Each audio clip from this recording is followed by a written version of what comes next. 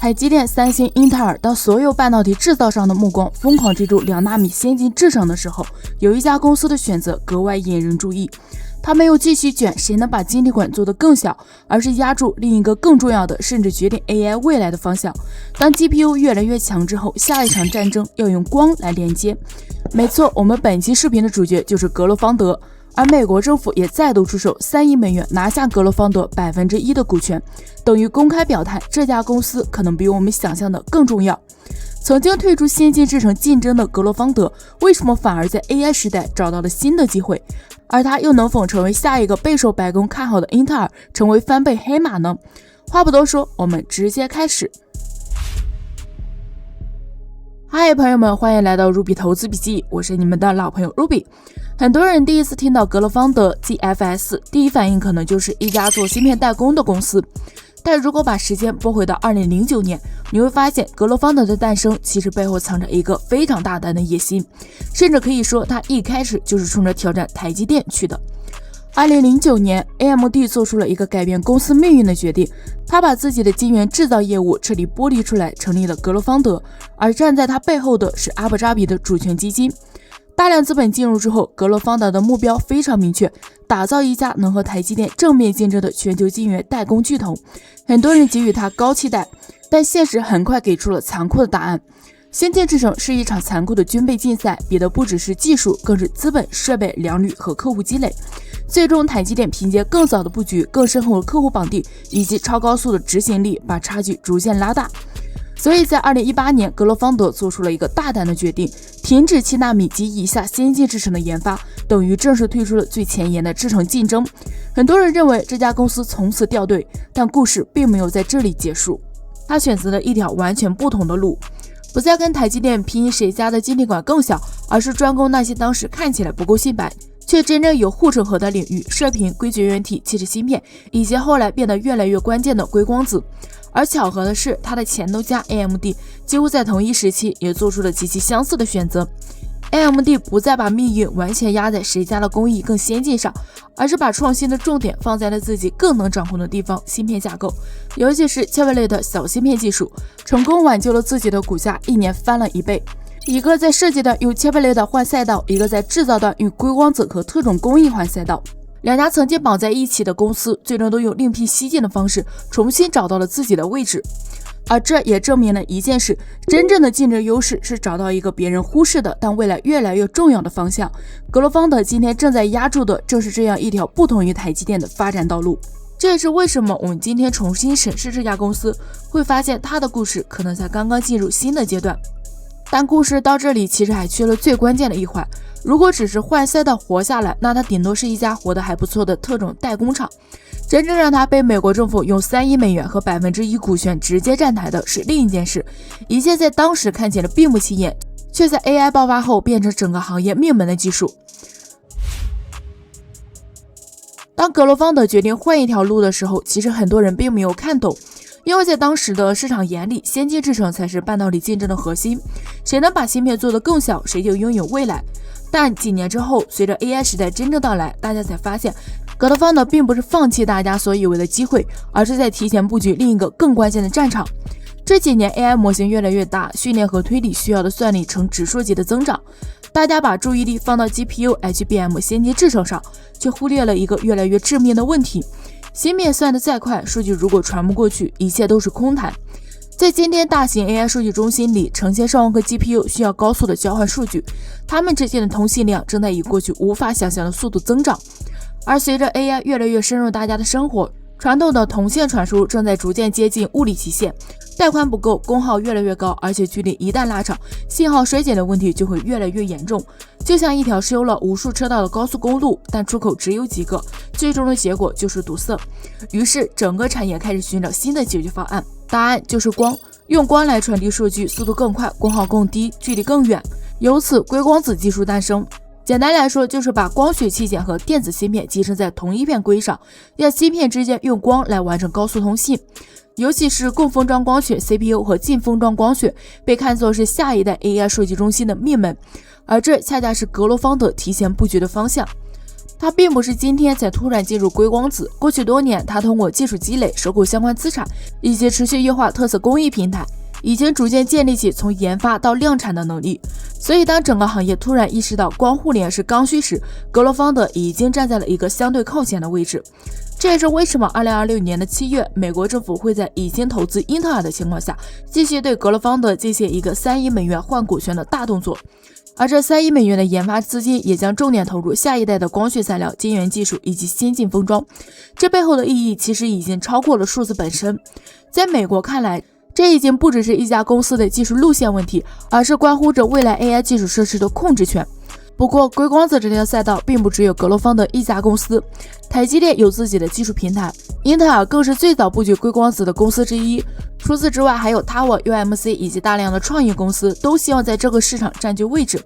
那么问题来了，为什么美国政府最终选择压住格罗方德呢？答案并不是因为它的技术最先进，而是因为它最符合美国当前的战略需求。格罗方德最大的优势是它已经具备了一套相对完整的本土制造能力。它在美国纽约、马耳他以及佛蒙特拥有大型晶圆制造基地，同时正在建设先进封装和光子技术中心。也就是说，从硅晶圆制造到光子芯片，再到最终测试交付，它有能力尽可能在美国本土完成。对于美国政府来说，这一点非常关键，因为他们需要的不是实验室里的技术展示，而是一条真正可以规模化生产、减少对于亚洲供应链依赖的产业链。与此同时呢，格罗方德在商业化方面也已经走在了前列。目前，它已经是纯代工硅光子领域营收最大的玩家之一。它参与生产的可拔插光模块已经大规模的出货，客户覆盖了 AMD、博通、思科、Meta、微软、英伟达、高通等全球科技公司。而它推出的 Skew 平台则进一步瞄准了未来 AI 数据中心的需求，专门研究供封装光学，能耗效率最高提升5倍。年底呢，将会为格罗方德带来4亿美元的营收。最重要的是，硅光子想要落地，不只是光子芯片的问题，真正的商业化还需要解决一个关键环节，就是如何把光子芯片与传统电子芯片高效结合，而这就涉及到先进封装。格罗方德过去几年在 3D 混合键合、晶圆级封装等领域的积累，刚好与硅光子需求高度匹配。所以回头看，格罗方德当年放弃先进制程，对于现在来说是一个非常正确的战略决策。他只是把资源集中到更适合自己的领域。台积电选择的追求极限制程，格罗方德选择的深耕特色工艺。而 AI 时代的到来，让格罗方德压住的方向突然变成整个产业最需要解决的问题之一。所以美国政府真正看重的是一家能够帮助美国建立下一代 AI 基础设施主导权的关键制造商。格罗方德也由此换来了今天重新被市场关注的机会。前面我们花了大量的篇幅分析格罗方德真正的竞争壁垒，但投资不能只听故事，一家公司的护城河最后还要回到一个最现实的问题，它能不能赚到更多的钱。所以我们直接来看它的最新财报。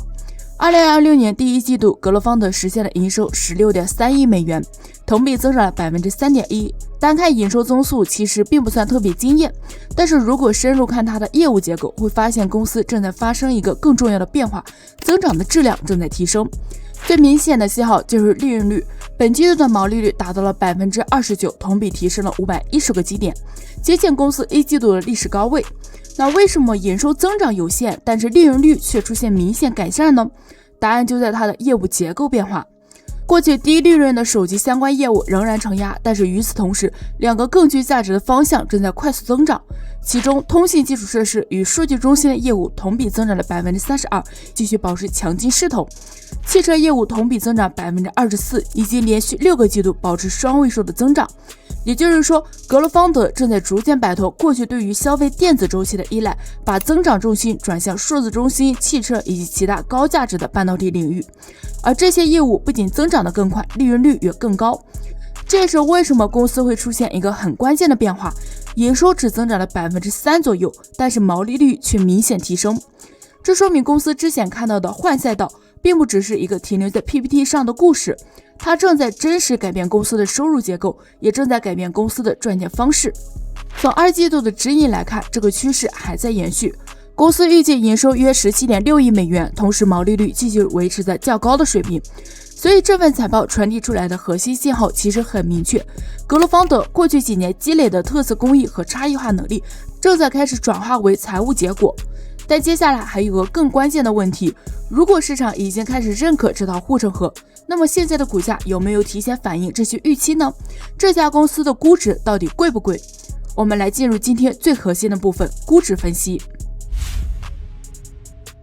目前格罗方德的 non-GAAP 前瞻市盈率大约是26倍，低于过去5年的平均水平 27.5 倍。虽然相比于部分同行，它的估值略高一些，但这个溢价幅度其实非常有限，并且考虑到它正在从传统代工转向硅光子和汽车等高附加值业务，利润率也在明显提升。我认为当前这个估值相对偏保守。市场给了它转型中的代工厂的定价，却还没有充分反映 AI 光互联关键玩家的潜力。这两种身份对应的是完全不同的估值逻辑，而格罗方德股价最大的潜在机会恰恰来自这个认知差。那在这种情况下，我认为格罗方德属于被低估的优质公司。如果按照华尔街分析师一致目标价 80.85 美元计算，格罗方德相比目前50美元左右的股价，理论上还有 61.67% 的上涨空间。当然，这只是建立在硅光子按照目前的节奏推进， AI 数据中心业务持续增长，2026年整体收入继续改善，同时传统手机业务的下滑能够被汽车和通信基础设施业务部分抵消的前提下。也就是说，在市场目前已有的投资逻辑兑现之后，股价依然存在一定的提升空间。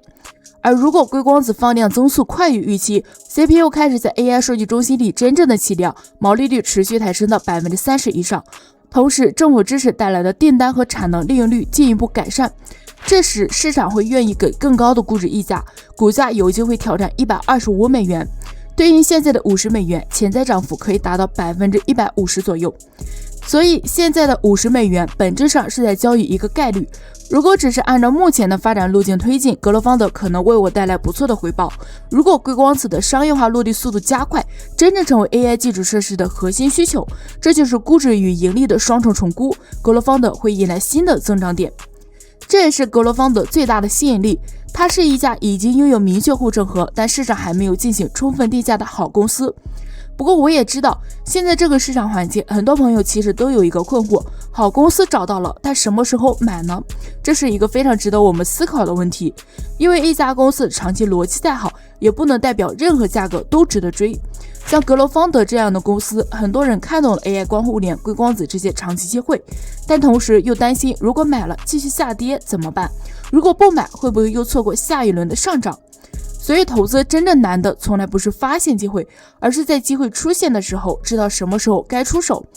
如果你想更及时跟踪这类公司的变化，可以关注我的文字专栏，在那里会有比视频更及时的市场信号，包括关键价格的变化、估值跟踪以及我最新的投资判断。因为很多时候机会不会等到下一期视频发布的时候才出现，提前做好准备，才能在市场真正给机会的时候有足够的信心做决定。相关链接已经放在我的频道主页，可以点击加入。那以上呢，就是我对于格罗方德长期价值的深度拆解。你觉得现在的它是机会还是陷阱呢？欢迎在评论区留下你的看法，我们一起交流讨论。同时别忘了点赞订阅 Ruby 投资笔记，并打开小铃铛，不错过下一期精彩视频。我是 Ruby， 感谢您的支持，咱们一期一会，下期再见，拜。